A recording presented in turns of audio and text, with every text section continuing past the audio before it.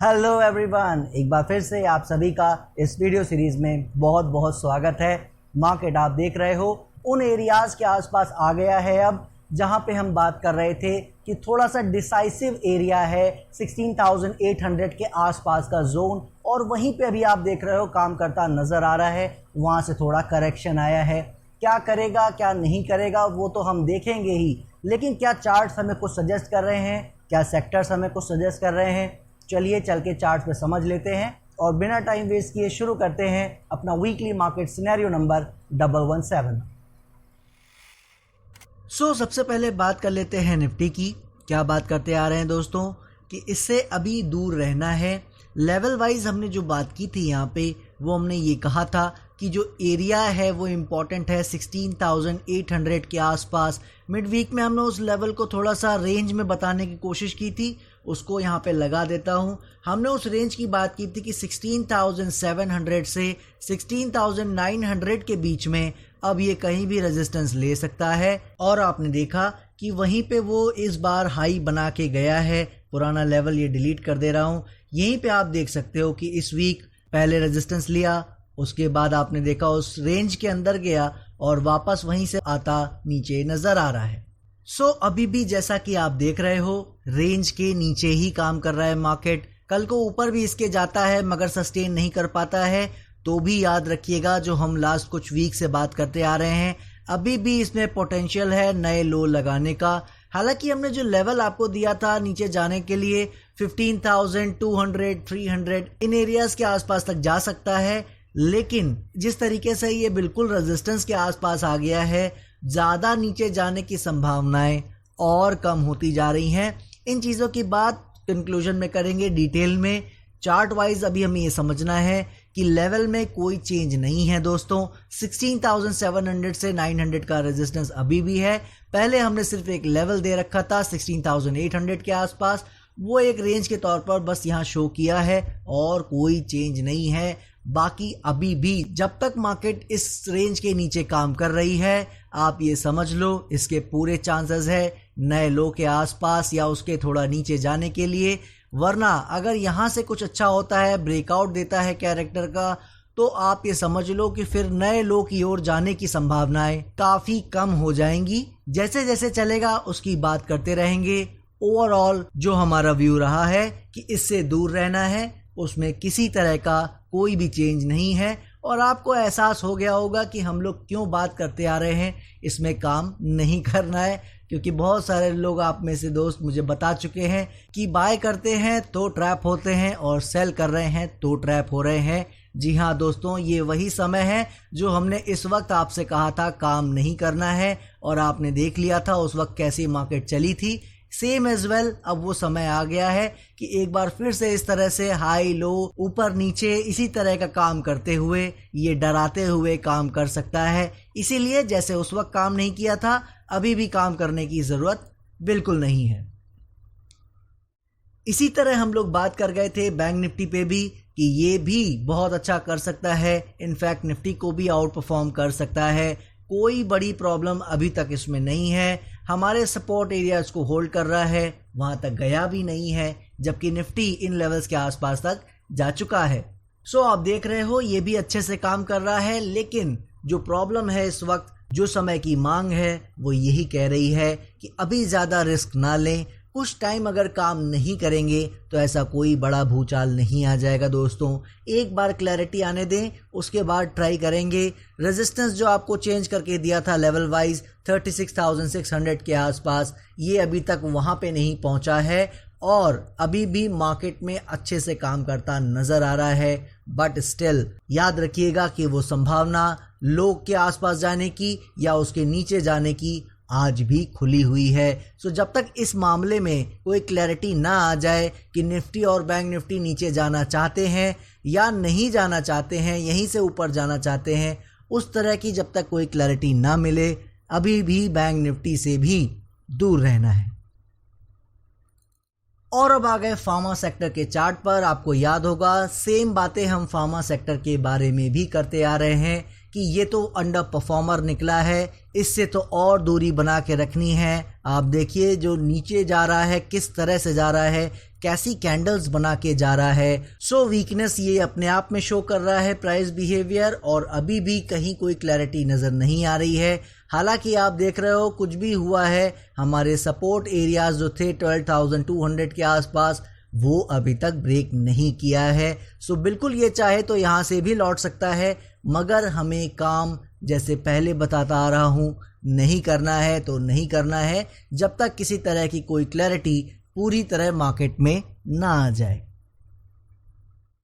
और अब आ गए मेटल सेक्टर के चार्ट पर दोस्तों। आप देख ही रहे हो एग्जैक्टली हमारे सपोर्ट के आसपास लो लगा के वहीं से बाउंस लेता नजर आया है, लेकिन मेटल सेक्टर ने भी ऐसी कोई क्लैरिटी नहीं दिखाई है, कोई ऐसा कैरेक्टर नहीं दिखाया है, या मुझे कहना चाहिए कि इतना अभी टाइम ही नहीं बीता है जिसको देख के मैं कुछ कह सकूं कि इसके क्या इरादे हैं। ये बाउंस भी हो सकता है जिसके कारण ये वापस नीचे जा सकता है, और ये एक नए ट्रेंड की शुरुआत भी हो सकती है। सो अभी कुछ भी कहना जल्दबाजी होगा, ज़्यादा हमें इसमें अभी ट्राई नहीं करना है।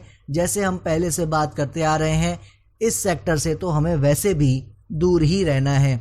मगर इसमें जाते जाते एक चीज़ और आपको कहना चाहूँगा, लेवल जो अभी पहले लगा हुआ था 6400 का, अभी ये जिस तरह से काम करना शुरू किया है, हमारे सपोर्ट एरिया को पूरा टच कर चुका है। तो अब हमें इसमें जो लेवल एक्चुअली में फॉलो करने की ज़रूरत है वो ये एरिया है दोस्तों, जो आपके सामने आ रहा है 5950 के आसपास। जी हाँ दोस्तों, जब तक ये इन एरियाज़ के नीचे काम कर रहा है किसी भी तरह का ट्राई हमें नहीं करना चाहिए। ऑब्वियसली सपोर्ट के आसपास से घूमा है, बिल्कुल बाउंस उसकी वजह से आ रहा है, लेकिन हमारा काम बाउंस के लिए ट्रेड करना नहीं है, क्योंकि यहाँ हम कभी भी 4, 5, 10% की बातें नहीं करते हैं दोस्तों, ये आपको मालूम है। हमारा व्यू उस तरह से रहता है कि अगर हम यहाँ से पॉजिटिव होंगे तो नए हाइज के लिए होंगे, इंडेक्स में भी 15-20% या उससे ज़्यादा के रिटर्न के लिए पॉजिटिव होंगे, इससे कम की बात तो हम करते ही नहीं। सो जब तक मेटल सेक्टर इन एरियाज के ऊपर निकलना शुरू ना कर दे, कोई कैरेक्टर ना दिखाए, इससे भी अभी भी पूरी तरह दूर रहना चाहिए। और अब आ गए एनर्जी सेक्टर के चार्ट पर दोस्तों। याद ही होगा आपको, पूरी उम्मीदें हमारी जो इसमें है वो बनी हुई हैं। सपोर्ट के नीचे ज़रूर जाने की कोशिश किया, मगर आप देख रहे हो सस्टेन नहीं कर पाया। एक कैंडल बनाने के बाद तुरंत वापस ऊपर आ गया है, और अभी भी आप देखो अच्छे से होल्ड कर रहा है, कहीं कोई प्रॉब्लम नहीं है।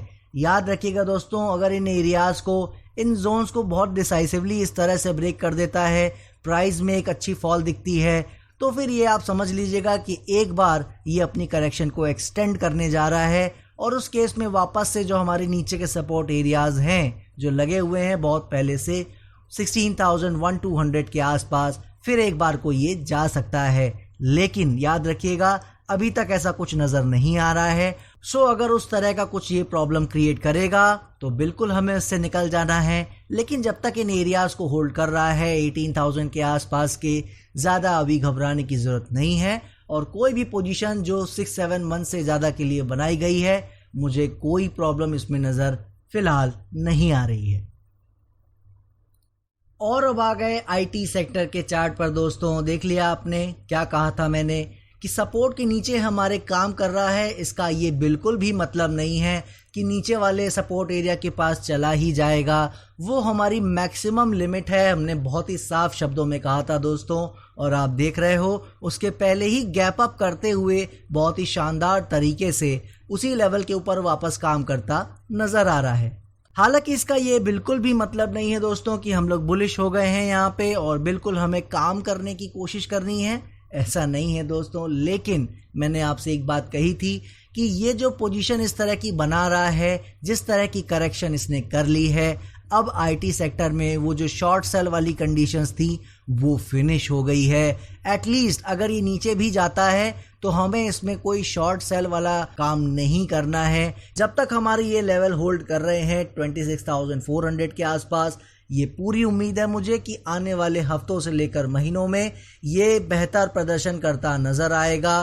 कहीं ना कहीं से ये वापस ऊपर जाता नजर आ सकता है। इस तरह की कंडीशन में ये आ गया है। हालांकि अभी कुछ भी कहना बहुत जल्दी होगा, क्योंकि कोई भी हमें अभी प्राइस बिहेवियर में कंफर्मेशन नहीं आ रही है, इसीलिए फिलहाल अभी भी इससे दूर रहना है। बट याद रखिएगा मेरी लाइन, कहीं भी इसमें बियरिश होने की ज़रूरत अब फिलहाल नहीं है। और अब आ गए ऑटो सेक्टर के चार्ट पर, और आप देख ही रहे हो दोस्तों जो बेहतर परफॉर्मेंस इसने दिखाई है, ज़्यादातर सेक्टर वो नहीं दिखा पाए हैं, जिसकी बात हम वीक बाय वीक करते आ रहे हैं कि एनर्जी सेक्टर की तरह ऑटो सेक्टर से भी हमें काफ़ी उम्मीदें हैं। एक बार हमारे कॉन्फिडेंस को इसने हिलाने की कोशिश ज़रूर की थी जब ये हमारे लेवल के एक बार नीचे चला गया था, मगर आपने देखा कि वो एक लो रैंडम लगने के बाद किस तरह से वो अंदर आया, कितनी तेज़ी से उसने गैप अप करते हुए बड़ी बड़ी कैंडल बनाते हुए वापस री एंट्री की हमारे लेवल्स के ऊपर, और आज तक उन एरियाज़ के ऊपर काम करता नज़र आ रहा है। सो ऑटो सेक्टर में जैसा लास्ट वीक था वैसा आज भी व्यू है। करेक्शन करना चाहे, गहराना चाहे थोड़ा बहुत, कोई परेशानी नज़र नहीं आ रही है, मगर ये याद रखिएगा कि ये तभी होगा जब निफ्टी नए लो की ओर जाना चाहेगा, जब मार्केट में करेक्शन कुछ ज़्यादा बढ़ रही होगी, वरना आप देखोगे यहीं कहीं टाइम बिता के ये वापस से नए हाई लगाता बिल्कुल नज़र आ सकता है। दोस्तों बहुत अच्छे से आउट परफॉर्म इसने अभी तक किया है, और आगे भी हमें इससे इसी तरह की उम्मीदें फ़िलहाल बनी हुई हैं। सो बिल्कुल ये रेजिस्टेंस के पास आ गया है, अपने उन एरियाज़ पे है जहां से करेक्शन लाजमी है, और अगर आ जाए तो घबराने की ज़रूरत नहीं है दोस्तों, मगर याद रखना है कि इससे हमें बहुत उम्मीदें हैं, और कुछ महीनों के लिए किसी के पास भी अगर पोजीशन है, कहीं कोई प्रॉब्लम हमें ऑटो सेक्टर में नज़र नहीं आ रही है। और अब आ गए दोस्तों एफएमसीजी सेक्टर के चार्ट पर, और आप देख रहे हो इन एरियाज से हम लोग इसकी बात करते आ रहे हैं कि ये लेवल कटना बहुत ज़रूरी है, और आप गिनती कर सकते हो कितनी बार यहाँ पे ट्राई कर चुका है, और बार बार मार्केट उसको वहाँ से धकेल रही है। और इसका एक और मीनिंग भी इस बार आपको नज़र आया है, जो हम हमेशा बात करते हैं कि हाई बनाने से, उस लेवल के ऊपर चले जाने से कुछ भी फ़र्क नहीं पड़ता दोस्तों। मेन होता है कैरेक्टर और सस्टेनेबिलिटी, जिसकी बात हर वीक ऑलमोस्ट हम करते हैं कि हमारे लेवल ब्रेक करने का मतलब कुछ होना चाहिए, वहाँ पे कुछ कैरेक्टर नज़र आना चाहिए। और आप देखो आपके सामने ये एग्जांपल है, कितना तेज़ी से ऊपर हाई लगाने गया, मगर वन कैंडल भी सस्टेन नहीं कर सका। हालांकि वन कैंडल भी बना के अगली कैंडल में वापस आ सकता था, लेकिन वो भी इसने करना ज़रूरी नहीं समझा। सो आप समझ गए होंगे ये लेवल कितना इम्पॉर्टेंट है। जब भी इसके ऊपर ब्रेकआउट मिलेगा, लेकिन कैरेक्टर के साथ अगर मिलेगा, याद रखिएगा, तो ही ये इम्पॉर्टेंट रहेगा, और यहाँ पे ज़रूर एक बार फिर हमें ट्राई करना चाहिए। उसी के लिए हम इंतज़ार कर रहे हैं, वरना अभी एफएमसीजी सेक्टर में करेक्शन आना चाहे बिल्कुल आ सकती है। मगर जो भी दोस्त नीचे से पोजीशन कोई लेके बैठे हुए हैं, याद होगा आपको ये सपोर्ट एरिया हम पहले लगाए हुए थे, वहीं से लौट के गया था, उनको अभी कोई घबराने की ज़रूरत नहीं है। हाँ, उनके लेवल थोड़े बहुत रिटेस्ट करने आ सकते हैं। अगर निफ्टी नए लो की ओर जाता है, यहाँ से 1000 पॉइंट का फॉल देता है, तो ज़रूर एफएमसीजी सेक्टर इतना तो कर ही सकता है कि इन लेवल्स को रीटेस्ट करने आ सकता है। वरना आप देखोगे ऐसा भी कुछ नहीं होगा, और यही कहीं काम करके जल्दी ही आपको एक अच्छा ब्रेकआउट, क्लियर ब्रेकआउट मिलता नज़र आ सकता है। सो जैसे ये बिहेव करेगा वैसा हम काम करने की कोशिश करेंगे। अभी इससे दूर रहना है, और हमारे लेवल 38,700, 800 इन एरियाज़ को बहुत ही क्लोजली ट्रैक करना है। अच्छा कैरेक्टर दिखे, बिल्कुल फ्रेश ट्राई हम इसमें कर सकते हैं। और अब आ गए पीएसयू बैंक के चार्ट पर दोस्तों, आप देख ही रहे हो अच्छे से होल्डिंग पहले से सपोर्ट की कर रहा था हमारे लेवल की, और आप देखो रेजिस्टेंस भी हमारे लेवल को कैसे काम कर रहा है, वहीं से करेक्शन आ रहा है। सो ये बिल्कुल चाहे तो एक बार वापस नीचे आ सकता है, इन लेवल को रीटेस्ट करने आ सकता है, एक बार इनके नीचे लो भी लगाने जा सकता है। चार्ट हर एक सेक्टर के डिफरेंट तरीके से काम कर रहे हैं, तो उनको हमें एक साथ एक तरीके से बिहेव करने की एक्सपेक्टेशन उनसे नहीं रखनी चाहिए। सो ये बिल्कुल नए लो की तरफ जा सकता है, लेकिन जैसे ऑटो हैं, एनर्जी हैं, उनसे हम वो चीज़ें एक्सपेक्ट नहीं कर रहे हैं। तो इस तरीके से सेक्टर वाइज सेक्टर को फॉलो करना है। मगर याद रखिएगा, लो बनाने का मतलब ये नहीं है कि पीएसयू बैंक से हमें किसी तरह का कोई प्रॉब्लम है। पीएसयू बैंक भी उन चंद सेक्टर में से एक है जिनसे हमें काफ़ी उम्मीदें हैं।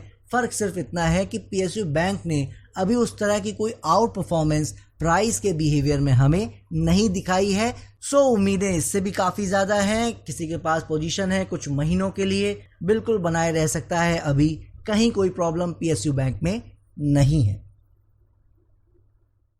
और अब आ गए फाइनली रियल्टी सेक्टर के चार्ट पर दोस्तों। सपोर्ट नीचे का लगा हुआ है, आप देख रहे हो, उसके आसपास लो लगा गया और क्या शानदार बाउंस स्टार्ट करता नज़र आया है। मगर दोस्तों अनफॉर्चुनेटली इसमें भी किसी तरह का कोई चेंज नहीं है व्यू में। बिल्कुल ये यहाँ से अच्छा कर सकता है, कोई प्रॉब्लम नहीं है, मगर क्लैरिटी नहीं है मार्केट में। तो जब तक ओवरऑल मार्केट में क्लैरिटी ना आए, इस तरह के अंडर परफॉर्मिंग सेक्टर से तो दूर रहने की ज़रूरत है, क्योंकि ये सपोर्ट होल्ड करेगा एट लास्ट या नहीं करेगा वो आने वाला वक्त, आने वाला बिहेवियर इसमें बताएगा। इसकी वजह से हम इसमें अभी बात नहीं कर पा रहे हैं, क्योंकि इसमें कैंडल्स अभी उतनी बनी नहीं है। सो जब तक इस तरह का कोई क्लैरिटी नज़र ना आ जाए, फर्दर कुछ यहाँ पे टाइम ना बिता ले रियल्टी सेक्टर, तब तक इससे अभी भी पूरी तरह दूर रहना है। सो ये देख लिया आपने सभी चार्ट्स। चलिए जल्दी से सबको समराइज करने की कोशिश करते हैं। सबसे पहले बात कर लेते हैं सेक्टर्स की ही। इंडियन सेक्टर्स जितने भी हैं, आपने देखा है किस तरीके से इंडियन मार्केट में काम होता नज़र आया है। जहां पे हम उम्मीद कर रहे थे कि वो अच्छा करना चाहे, अच्छा कर सकते हैं, लेकिन हमें ये ध्यान रखना है कि ज़्यादातर जो अभी समय है वो बहुत ज़्यादा काम करने का नहीं है। आपने देखा कि जो सेक्टर्स ऑटो है, एनर्जी है, इन सभी तरह के सेक्टर्स में एक अच्छा मूवमेंट आया है। और अब मार्केट में अगर करेक्शन आती भी है तो वो थोड़ा बहुत करेक्शन कर लेंगे, ऐसी कोई बड़ी प्रॉब्लम नहीं है। लेकिन याद कीजिए मेरी उस बात को जो मैंने लास्ट 2-3 वीक्स पहले कहा था कि एक बाउंस की शुरुआत होने वाली है, शॉर्ट सेल मत करिएगा, अगर हम बाय करें या ना करें। क्या देख रहे हो आप, बहुत ही शानदार बाउंस ओवरऑल मार्केट में आता नज़र आ रहा है। हालांकि कुछ स्टॉक अभी भी बहुत ऊपर जाने को राज़ी नहीं है, ये सच है, लेकिन मैंने पहले ही कहा था कि सेलेक्टिव स्टॉक्स पहले चलेंगे और एक ब्रॉडर करंट आपको ओवरऑल बाउंस का नज़र आएगा, जो मेरी नज़र में आपको साफ नज़र आ जाएगा अगर आप अपना पोर्टफोलियो चेक करोगे। किसी का अगर परसेंटेज टर्म में कुछ माइनस ज़्यादा था तो कंपैरेटिवली 2-3 वीक्स में वो कम हुआ है माइनस, किसी का प्रॉफिट थोड़ा कम था वो कंपैरेटिवली बड़ा है। तो आप उस तरह से समझ जाओगे कि जो बाउंस मैंने कहा था वो अब चालू हो चुका है। कई लोग कह रहे थे मार्केट रेंज में काम कर रही है, नीचे जा रही है, तो वो बाउंस शायद नहीं आया है। कई लोगों ने मुझसे पूछा भी था, लेकिन हम यहाँ बात करते आ रहे थे दोस्तों कि निफ्टी के हाई लो लगाने से वो कोई फ़र्क नहीं पड़ता है। ब्रॉडर करंट में आप देखोगे बाउंस की शुरुआत हो गई है और इसी वजह से आप देख रहे हो स्टॉक्स में ज़बरदस्त चाल आनी शुरू हो गई है। लेकिन क्या ये एक टेम्परेरी, एक डेड कैट बाउंस का एक जो टर्म लोग यूज़ करते हैं आजकल, क्या ये वो है या ये एक परमानेंट एक स्टार्ट है एक अप ट्रेंड का? वो अभी कुछ भी कहना जल्दी होगा दोस्तों। इसीलिए मैंने कहा था कि शॉर्ट सेल मत कीजिएगा, मार्केट को एक बार डिसाइड करने दीजिए कि वो क्या करना चाह रही है। हम बाय भले ना करें, शॉर्ट सेल नहीं करना है। क्यों नहीं करना है उसका एक एग्जांपल आपको दिखा दे रहा हूँ।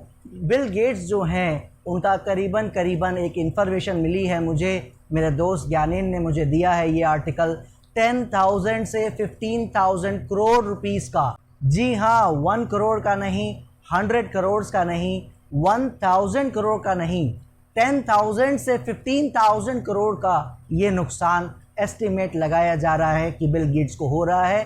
क्यों हो रहा है? क्योंकि वो शॉर्ट सेलर थे मार्केट में। और ख़ासकर जो ये आर्टिकल कह रहा है कि एक कंपनी है टेस्ला, उसमें वो शॉर्ट सेल थे। तो आप देख सकते हो कि मार्केट किसी को बख्शती नहीं है, वो कितना भी बड़ा सेलिब्रिटी हो, कितना भी बड़ा बिजनेसमैन हो, कोई हो, यहाँ पे कोई यहाँ बख्शा नहीं जाता है। आप समझ सकते हो फिर हमारी और आपकी क्या वैल्यू है यहाँ। इसीलिए हमें ज़्यादा इसमें काम करने की कोशिश नहीं करनी है और जैसा मैंने कहा था शॉर्ट सेल नहीं करना है।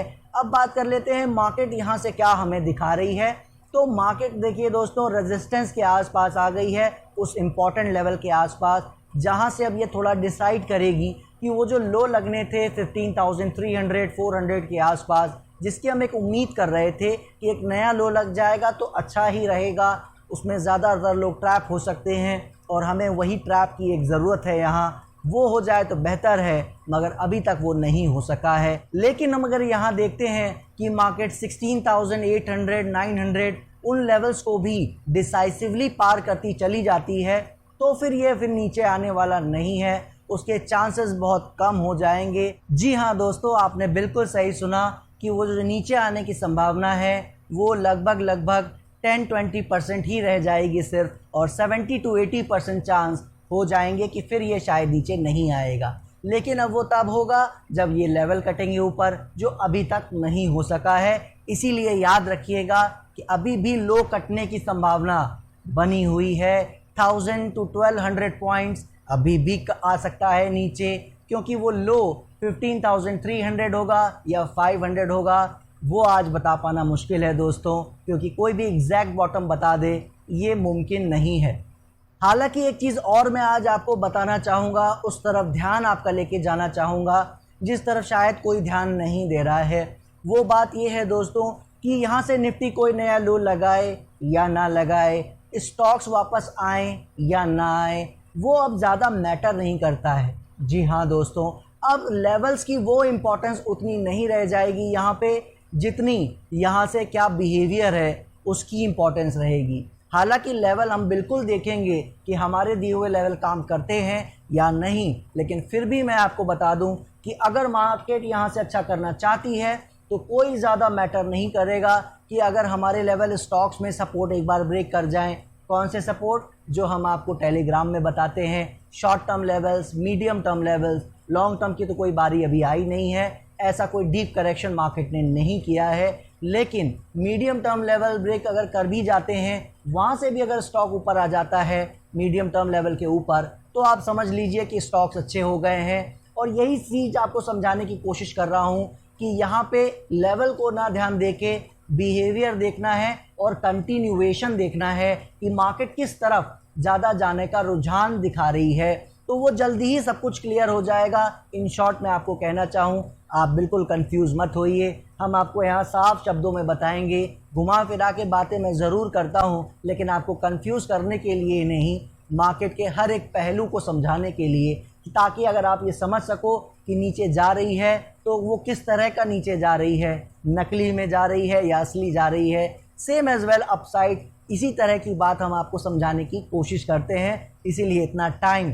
इस वीडियो को देते हैं। कुछ दोस्तों ने मुझे कहा भी है, फीडबैक आपका बता देता हूँ। कई लोग चाहते हैं मैं इस वीडियो को थोड़ा छोटा कर दूँ, लेकिन दोस्तों आप इसको थोड़ा फास्ट फॉरवर्ड कर सकते हैं। जो यूट्यूब में सिंपल एक ऑप्शन अवेलेबल होता है, आप मेरी बातों को स्पीड में सुन सकते हैं अगर आपको ये वीडियो ज़्यादा लंबा नहीं देखना है। लेकिन जो मैं आपको समझाना चाहता हूँ, अगर मैं वो अपनी बात पूरी रख ना पाऊँ तो फिर इन सभी बातों का कोई भी मतलब नहीं रह जाता है, ये चीज़ आप समझ लीजिए।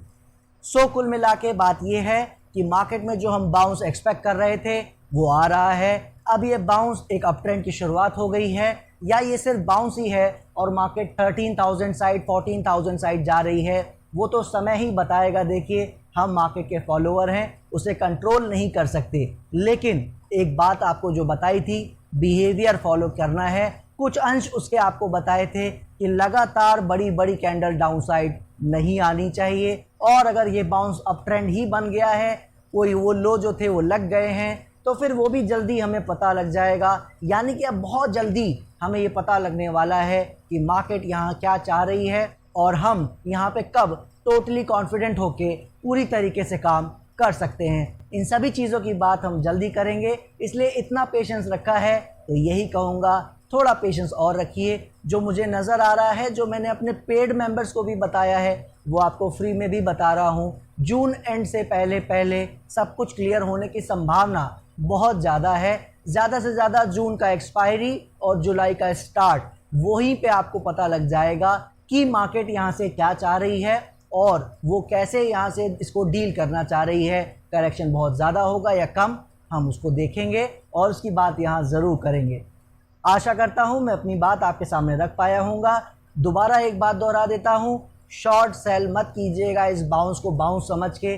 भले वो मार्केट नीचे आती है, आने दीजिए, अभी काम मत कीजिए। एक बार को वो जाती है नीचे, किस तरह से जा रही है वो बिहेवियर क्लियर होने दीजिए, शॉर्ट सेल के बहुत मौके मिलेंगे, ये मैं आपको आज बता सकता हूँ। मैं सारी चीज़ें आपको यहाँ बताऊँगा, लेकिन उसके लिए वेट करने की ज़रूरत है। आज अभी कोई काम नहीं करना है। बाय जैसे मैंने कहा था, अगर आप नहीं कर सकते मत कीजिए, शॉर्ट सेल नहीं करना है और ट्रेडिंग कम से कम क्वांटिटी में करना है या बिल्कुल नहीं करना है। वरना आप जानते ही हो, एग्जाम्पल मैंने आज आपको दिखा दिया, किसी की यहाँ कोई वैल्यू नहीं है। एक बार मार्केट ने आपको फंसा लिया शॉर्ट सेल में, तो फिर आपका क्या वो करेगी, कितने पैसे आपके लेके जाएगी, उसका आपको अंदाज़ा नहीं है। दीजिए मुझे इजाज़त, नेक्स्ट वीक फिर मिलेंगे एक नई उम्मीद के साथ कि शायद हमें कुछ और क्लैरिटी नज़र आए कि मार्केट क्या चाह रही है। उसकी बात भी यहाँ करेंगे बहुत जल्द। तब तक के लिए जय हिंद, जय भारत।